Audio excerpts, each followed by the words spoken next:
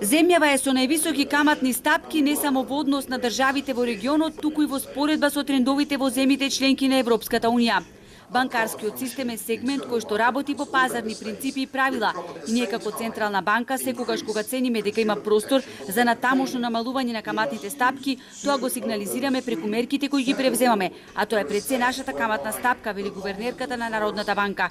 Таа додава дека во целиот овој посткризен период каматната стапка на Централна банка се намалила значајно и таа во моментов изнесува 2,25%.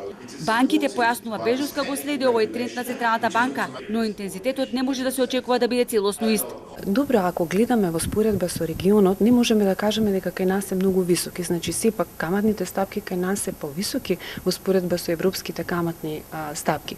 Меѓутоа, каматните стапки ја рефлектираат и премијата за ризик на економијата. Каматните стапки кои што се присутни кај нас не се разликуваат всушност многу од каматните стапки кои што се присутни во регионот.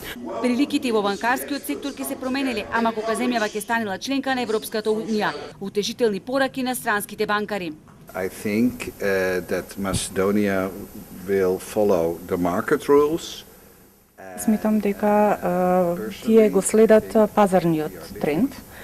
А што се однесува до каматните стапки во Европската унија, тие се всушност резултат на политиката на Европската Централна банка и да сметам дека во моментот се доста ниски. Ван Дувервен од Банката на Холандија, меѓу другото, посочи дека е особено важно централните банки да ги стимулираат дигиталните плаќања. Инаку гувернерката на Народна банка Бежовска на конференцијата за плаќање и пазарни инфраструктури најави дека следат големи промени во платежниот сегмент.